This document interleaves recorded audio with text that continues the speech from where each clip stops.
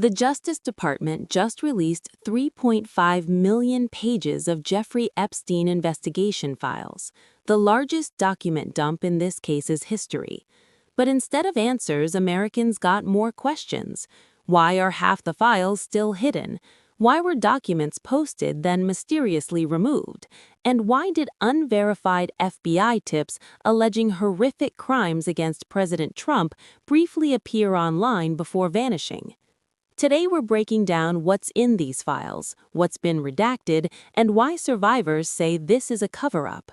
Friday morning, Deputy Attorney General Todd Blanche announced the Justice Department was releasing over 3 million additional pages related to Jeffrey Epstein, plus 2,000 videos and 180,000 images. Combined with earlier releases, the total now stands at 3.5 million pages. Today's release marks the end of a very comprehensive document identification and review process to ensure transparency to the American people and compliance with the Act, Blanche said at a press conference. The Epstein Files Transparency Act, which President Trump signed in November, required the DOJ to release all Epstein investigation materials by December 19th. The DOJ missed that deadline by over a month and is now more than 40 days late. But here's the critical detail. Blanche admitted the DOJ identified over 6 million potentially responsive pages. They're releasing only 3.5 million, barely half. Nearly 3 million pages are being withheld. The DOJ claims documents are excluded for legitimate reasons, protecting victim identities, child sexual abuse material depictions, attorney-client privilege, and duplicate documents. But Congress isn't buying it. Representative Ro Khanna, who co-sponsored the transparency law, said the DOJ said it identified over 6 million potentially responsive pages, but is releasing only about 3.5 million after review and redactions. This raises questions as to why the rest are being withheld. Representative Robert Garcia went further, calling it outrageous and incredibly concerning that Trump's DOJ is withholding roughly 50% of the files, while claiming to have fully complied with the law. Senate Minority Leader Chuck Schumer demanded answers.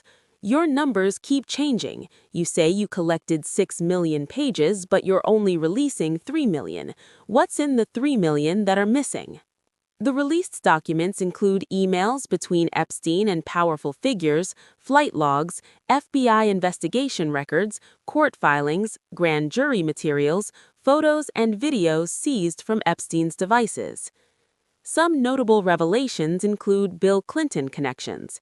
In a 2009 email, publicist Peggy Siegel told Epstein she just left Ghislaine Maxwell's house, where a film after-party was held. Jeff Bezos and Bill Clinton were both there, she wrote. During a 2016 deposition, Epstein was asked several questions about Clinton.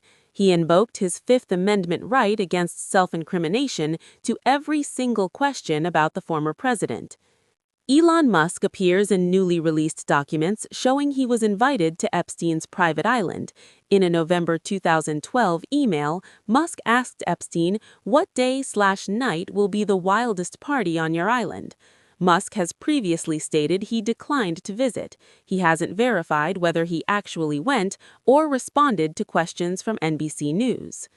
Commerce Secretary Howard Lutnick, now serving in Trump's cabinet, exchanged emails with Epstein about visiting his private island in 2012 with his wife, during Christmas.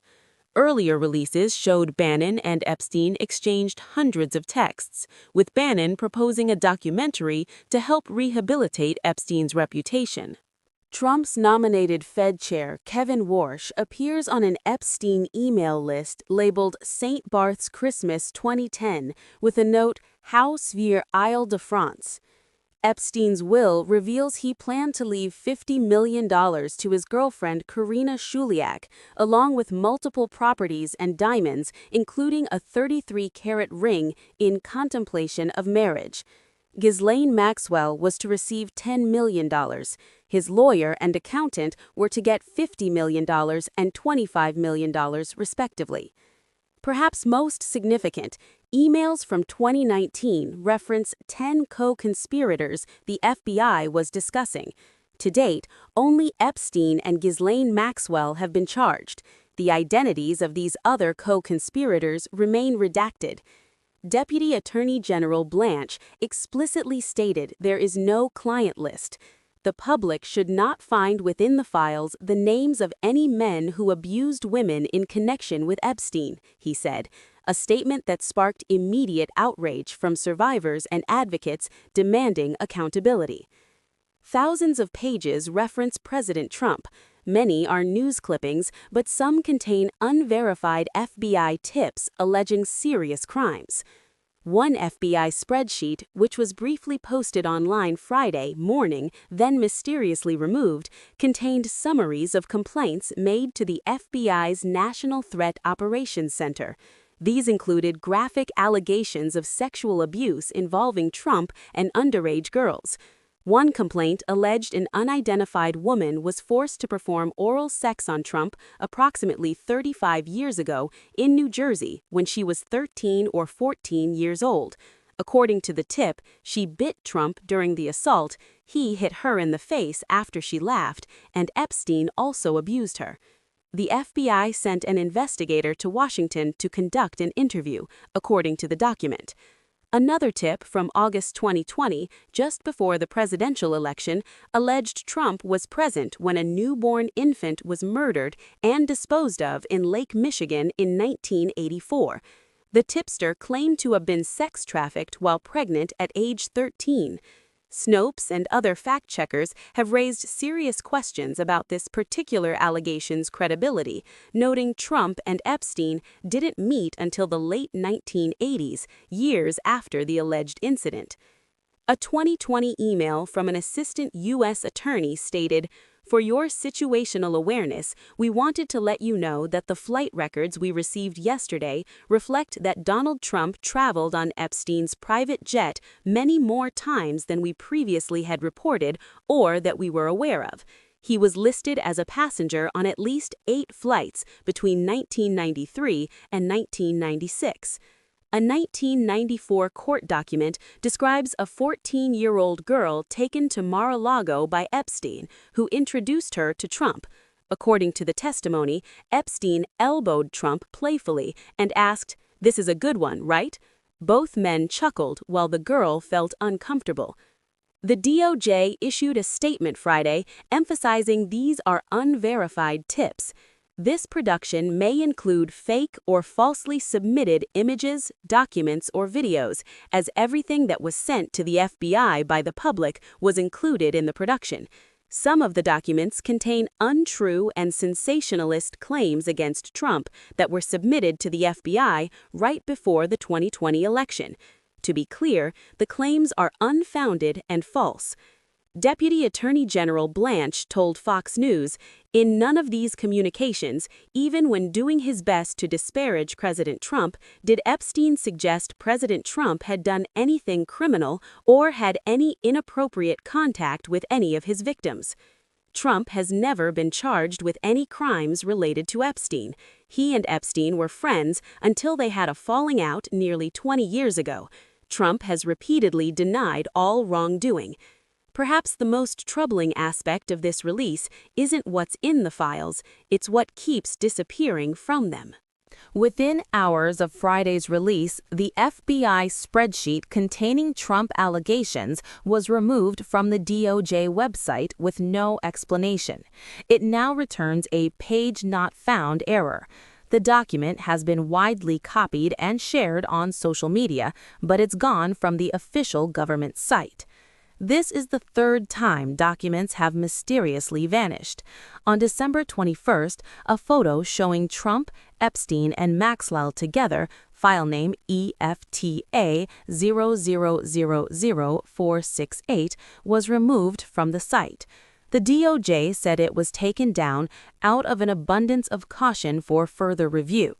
After Senator Schumer highlighted the removal, calling it evidence of a cover-up, the photo was quietly restored. In another instance, over a dozen files disappeared within a day of the December release with no public notice or explanation. Massive redactions plague the documents that remain online. One 82-page document referring to Epstein's psychological review has 81 pages completely blacked out. A 7-page document was entirely redacted and later removed from the website.